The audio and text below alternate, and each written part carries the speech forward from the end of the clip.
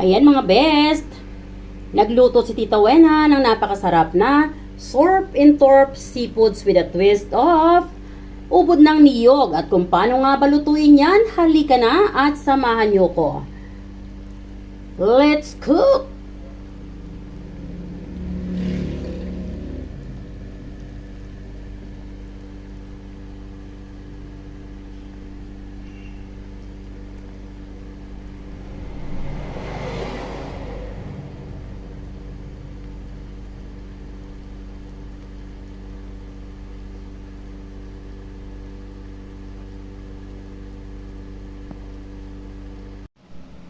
Hello everyone! Ayan, at today tayo ay magluluto ng Surf and Turf Seafood sa gata with a twist of ubod ng niyog. Yes, ayan, napakasarap nito guys. Kaya naman, samahan nyo si Tita Wena. At dito nga ay nagawa ko na yung ating mga seafoods. Ayan. Meron tayo ditong giant tiger shrimp and crabs. Ayan. So, nagawa ko na yan lahat. Siyempre, hindi mawawala ang sili. Ayan. Mahirap talaga mag-film mag-isa, no? So, ayan mga guys. Ito yung ating lulutuin na Surf and Turf Seafood. So, ayan yung ating giant tiger shrimp at yung ating crabs. Ayan. So, ang taba-taba ng crabs natin. Look at this. Ang dami niyang aligi, guys. So, ayan. So, nilinis ko na lahat yung ating mga crabs. Lahat sila ay matataba, guys. Ayan. Kahit yung maliliit, matataba pa rin, oh. Tingnan mo. Pero ito, kakaiba ang taba niya. Kasi, ito po ay mami. May mga maliliit na nga siya doong crabs, oh. Ayan, oh. No? So, ayan. Ayan, guys. So, sa pagluluto natin ng Surf and Turf Seafood sa gata, ay hindi tayo mawawalan, syempre, ng luya, syempre, bawang, sibuyas, at oregano. Oregano, para mawala yung langsa ng ating mga seafoods. Yes. Ayan. At yun nga pong ubod ng niyog natin. Ayan. So kung tinatanong nyo, bakit ganyan ang kulay? Ganyan po talaga ang ubod ng niyog once na nahiwa nyo na. Ayan. So nagaganyan po talaga ang kulay niyan. Yan din po ay nahugasan ko na pagkagayat. At ngayon ay pakukuluan muna natin ng 3 kulo hanggang sa lumambot na siya para mamaya sa pagluluto natin ng Surf and Turf ay hindi na siya ganoon katagal maluto, no? So mabilis na lang siyang maluto, guys. So ngayon ay ilalagay na muna natin ito sa kumukulong tubig. Haluin lang natin. Ayan, and then tatakpan natin para mabilis siyang maluto, no? Para hindi sayang yung ating gaas. So, ayan guys, aside dito sa mga ingredients na ito, ay, syempre, maglalagay tayo ng ginisa mix. Ayan, ginisa mix para mas masarap, hindi po sponsor yan, pero ginisa mix bikini men. At syempre, hindi mawawala ang gata. Ayan, gagamit din nga tayo ng durog na paminta. At gagamit tayo ng ABC Sauce Manis Sweet Sauce. Ayan. Para medyo malinamnam ang ating Surf and Turf Seafoods with a twist of ubod ng niyog. Siyempre, maglalagay tayo ng sugar. Sugar yan, guys. Mayroon pang langgam. O, diba? Na extra yung langgam. So, ayan. Halika na. Hiwain na natin ito at nang tayo ay makapag-gisa na. Habang yung ating ubod ng niyog ay pinakukuluan natin. Ayan. Para mas mabilis siyang lutuin mamaya. Nakaligtaan kong isama sa ingredients. Maglalagay nga rin po pala ako ng 1 kutsarita ng ating garlic chili sauce. Kunting-kunti lang, guys. Ayan. So, ayan po yung ating garlic chili sauce. Kunting-kunti lang ang ating ilalagay niyan, ha. Pero optional ito, guys, ha. Bahala kayo kung gusto nyong maglagay niyan. Pero pwede rin hindi. Pero ako gusto ko konti lang. isang kutsarita or 1 tablespoon, no? At teaspoon, sorry, 1 teaspoon. Tablespoon is yung ginagamit natin sa pagkain. 1 teaspoon is yung ginagamit natin sa paggawa ng coffee natin. So, ayan. Halika na, gawin na natin itong mga ingredients na to. Hiwa-hiwain na natin. Gustong-gusto kong balik-balikan ng ating camera ang ating mga seafoods. So far talaga.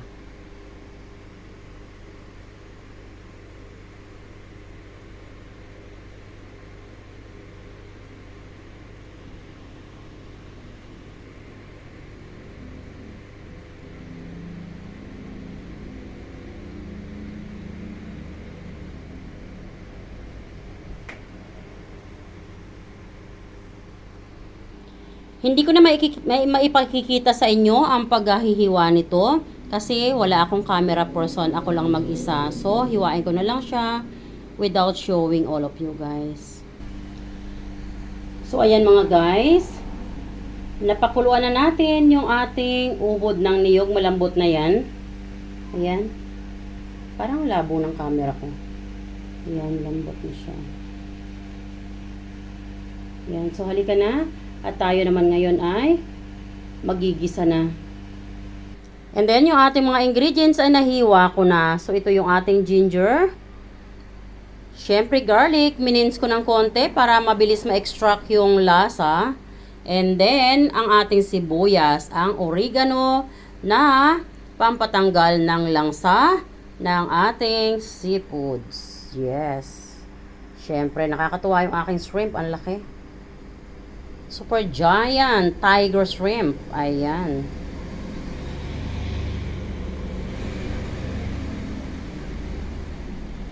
There is something wrong a little bit my camera. So, halika na guys. Tayo ay maggisa na. So, ayan guys. Halika na. Tayo ay maggisa na. Dito sa ating kawali ay mayroon tayong mainit na oil. Lagyan lang natin ng konting butter.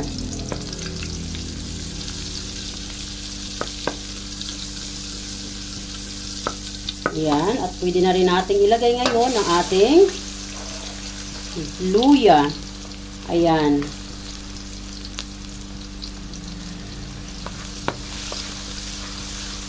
So baka tinatanong nyo, bakit ako nagigisa? Hindi ko tinatanggal sa oil yung aking panghalo. Kasi nga po, ako ay nag-iisa, wala akong camera person. So, when you're all alone, a little bit struggle, no? So, ayan. So, matapos natin ilagay ang ating luya at medyo nag-brown-brown na siya, ilagay na rin natin ang ating garlic na semi-mince. Ayan.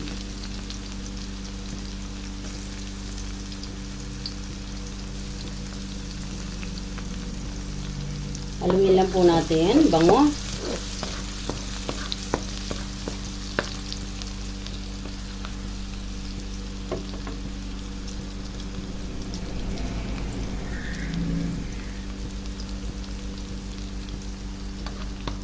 Ang bango-bango.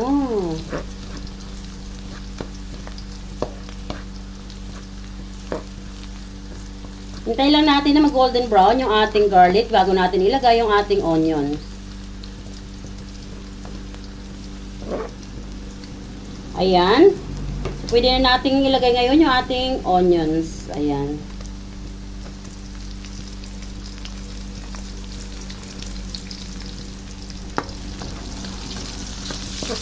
Haluin lang. At bago natin ilagay yung ating oregano, hintayin muna natin na mag-caramelize yung ating nilagay na onion. Ayan. Pwede na tayo maglagay ng oregano natin.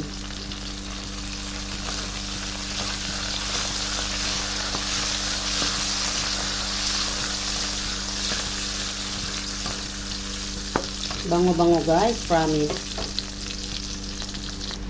And then, matapos natin mailagay yung ating oregano at na-fry na nga siya. So, ito naman ang ating isusunod ng ating mga seafoods. Halika na at ilagay na natin yan.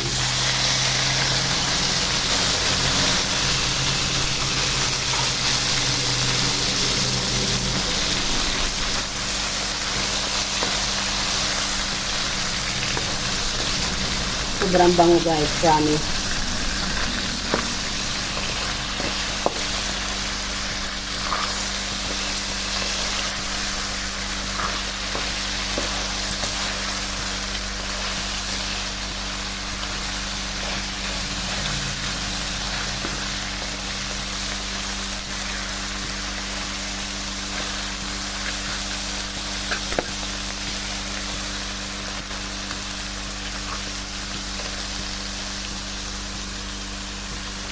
Yan, baliktarin lang natin.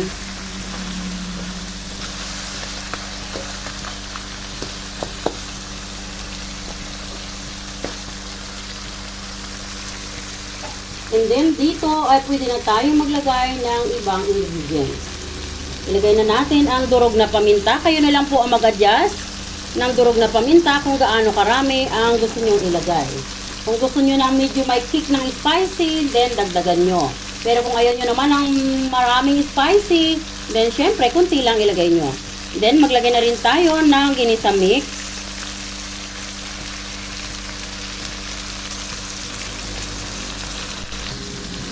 Pagkatapos natin ilagay ang ating ginisa mix, ay ilagay na rin natin ang ating ABC mayonnaise sauce. Ayan, so kunti lang ang ating ilalagay.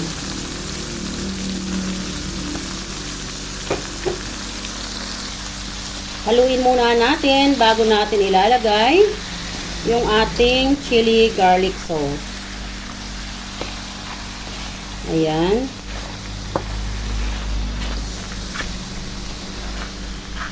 Bango-bango, sobra. Wow.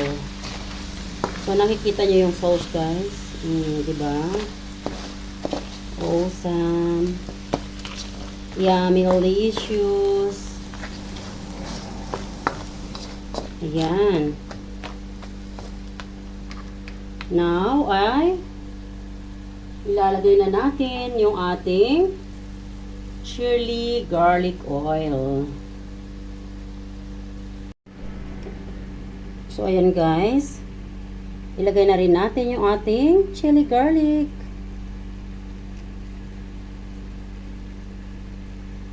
And then, isunod na natin ang ating sugar. Kunting-kunti lang guys na sugar ang ating ilalagay. Sugar is just to balance the taste. Actually, yung ating nilagay na sweet mayonnaise ay medyo sweety na ngayon. Pero gusto ko pa na medyo malinamnam.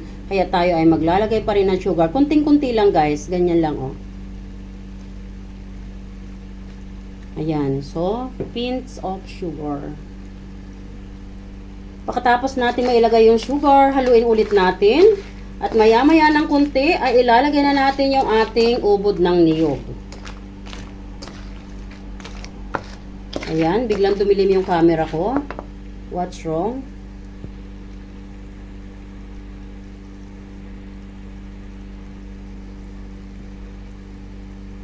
So, ayan guys, pwede nating ilagay ngayon yung ating ubod ng niyog. Itinabi lang muna natin yung ating mga seafoods. At dito, sa bakanting ito, ay dito natin ilalagay yung ating ubod ng niyog. Isama na ko na nga yung sili. Ayan. At haluin lang natin pagkatapos nating ilagay ang ubod ng niyog. Ayan. And then, dito sa ubod ng niyog ay iibabaw natin yung ating mga seafoods. Para yung gata na ilalagay natin ay mag-soak doon sa ating ubod ng niyog. Mas masarap po. Yes. Diba?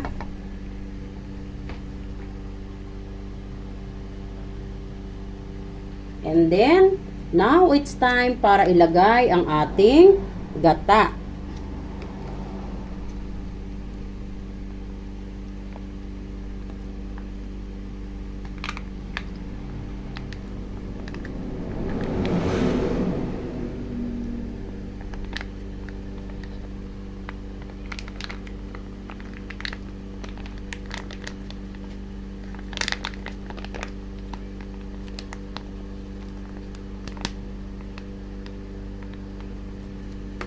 Ayan guys, matapos nating ilagay ang ating gata, pwede na nating ulit ilagay sa medium heat at tatakpan muna natin yan.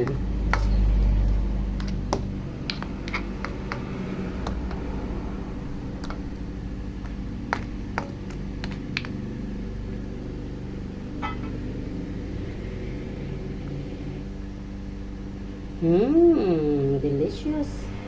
At bigla ngang nagdidilim ang aking camera. Hindi ko alam kung bakit.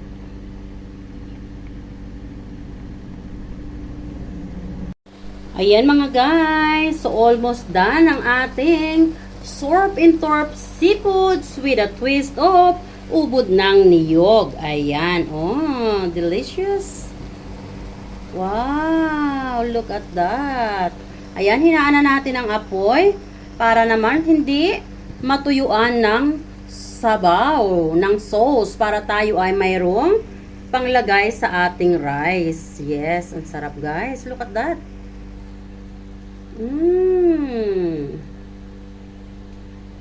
So ayan, nakabuo na naman tayo ng isang putahe na napakasarap. Kaya naman, sa mga hindi pa po nakakapag-subscribe dyan sa aking YouTube channel, please consider subscribe and don't forget to write down a little bit longer comment for my revenue.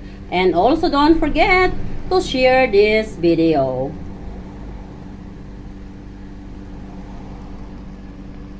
Ayan guys, ang sarap-sarap. Thanks all of you guys for watching, and this is Tita Wena always saying, don't forget to keep loving one another. I love you all guys and God bless.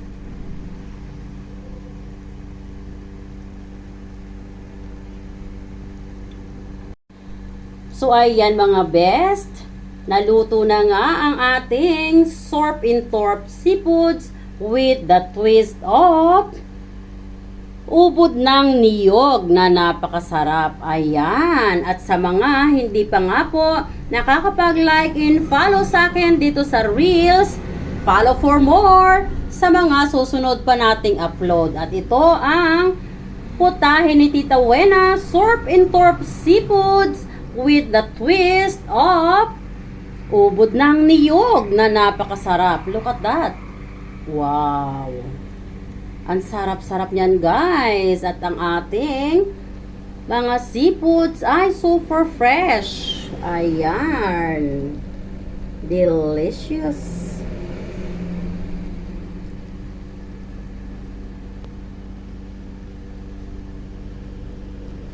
Don't forget to share this video and please write down a little bit longer comment for my revenue. And of course, if you do share this video, I also do the same to all of you guys. Look at that. Delicious.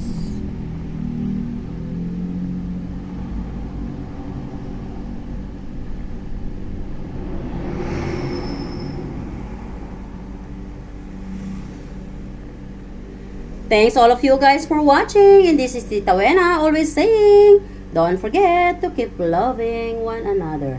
I love you all guys and God bless.